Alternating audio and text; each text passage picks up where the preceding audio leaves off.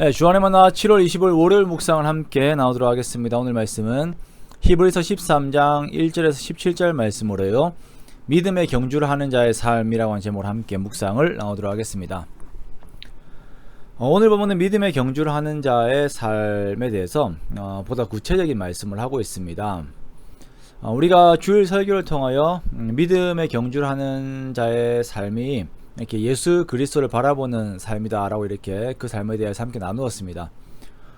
예수를 바라본다라고 하는 것은 예수님이라고 하는 분명한 인생의 목표 그리고 방향성과 함께 또한 예수님을 본받는 삶이라고 하는 삶의 방법도 함께 포함이 되어 있는 말입니다.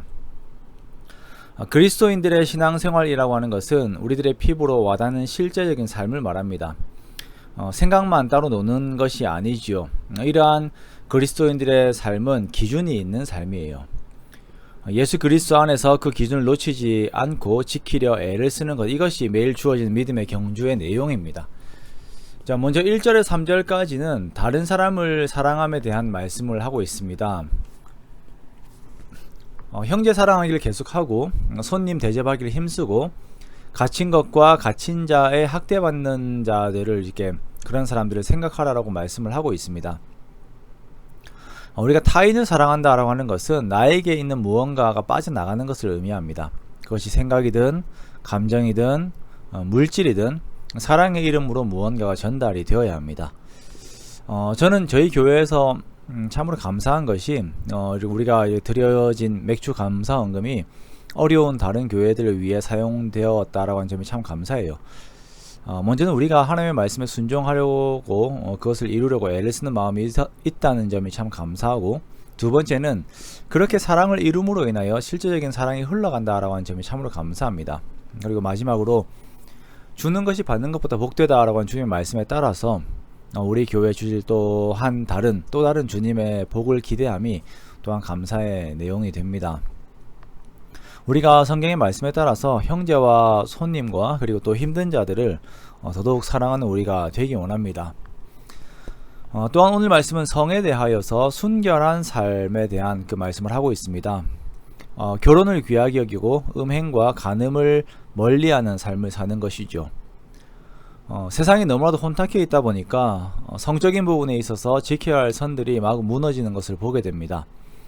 결혼이라고 하는 배우자와 자녀들에 대한 신실한 마음보다는 잠시의 쾌락에 자신들을 내어 던지면서 그러한 삶을 정당화하려 애를 쓰는 것을 보게 되지요. 결혼과 결혼의 삶을 위하여 자신을 지키는 것은 참 아름답고 가치 있는 일입니다. 그러나 오늘의 말씀처럼 간음과 음행하는 자들은 하나님이 심판하십니다. 그리고 그 다음은 돈에 대한 말씀입니다. 5절 말씀에 돈을 사랑하지 말고 있는 바를 족한 줄로 여기라 라고 말씀하세요. 자, 우리가 이것을 자족이라고 합니다. 우리가 자족하는 삶을 살 수 있는 이유는 우리를 도우시는 하나님께서 우리를 떠나지도 않으시고 버리지도 않으시기 때문입니다. 하나님이 없는 자들은 삶의 두려움으로 인하여 돈을 더욱 의지하게 되지요. 그러나 기억하십시오. 하나님께서 우리를 먹이시고 입히십니다. 그러므로 우리는 항상 자족의 삶을 살아야 합니다. 또한 우리는 올바른 교훈을 지키는 삶을 살아야 합니다. 히브리서에서는 구약의 율법주의가 성도의 삶에 계속적으로 밀고 들어오면서 이들을 다시 율법에 가두려고 하였던 시도를 이렇게 말을 하고 있지요. 율법의 삶이 더욱 가치 있는 삶인 것처럼 미혹한 것입니다. 이러한 미혹을 이기는 방법은 예수를 더욱 생각하는 것입니다. 12절에 보면 예수님께서 성문 밖에서 고난받으셨습니다. 그런 것처럼 우리도 예수님과 함께 나의 옛사람을 영문 밖에 버리는 것입니다. 그리고 우리는 우리의 옛사람을 의지하는 것이 아닌, 그런 삶을 사는 것이 아닌 예수로 말미암은 찬송의 제사를 하나님께 계속 올려드리는 것이에요. 15절 말씀에 이러한 찬송은 삼위 하나님의 이름을 증언하는 입술의 열매다 라고 말씀하십니다. 우리는 이러한 찬송으로 계속 하나님께 입술의 열매를 올려드려야 합니다. 우리가 하나님께 드려야 하는 제사는 우리의 삶에서 이루어지는 말씀을 행하는 삶입니다. 말씀에 순종하여 말씀을 이루는 삶이 하나님께서 기뻐하시는 제사예요. 16절 말씀에 오직 선을 행함과 서로 나누어 주기를 잊지 말라. 하나님은 이 같은 제사를 기뻐하시느니라 라고 말씀하십니다. 우리가 신앙생활하면서 예배의식, 개인적인 묵상 이런 것들 정말 중요합니다. 그러나 그것이 제사의 끝이 아닙니다. 우리의 제사는 우리의 삶에서 완성이 됩니다. 그렇게 여러분의 수고로 매일의 삶이 드려지는 완전한 매일의 삶이 드려지는 그 완전한 제사가 되게 하십시오. 그 삶 전체를 하나님께서 정말 기쁘게 받으십니다.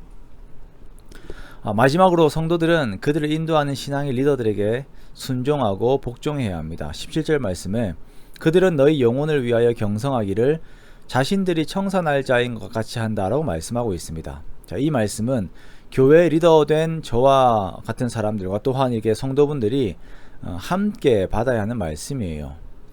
자, 먼저는 저와 장로님들과 같은 교회 리더십들이 항상 성도들을 위하여 경성하되 나의 일처럼 경성하도록 그 영혼이 하나님 앞에 깨어 있어야 합니다. 그리고 이 마음과 합하여 성도님들과의 그 마음이 함께 나아갈 때에 이때 교회는 아름다운 하나님의 나라가 되는 것입니다.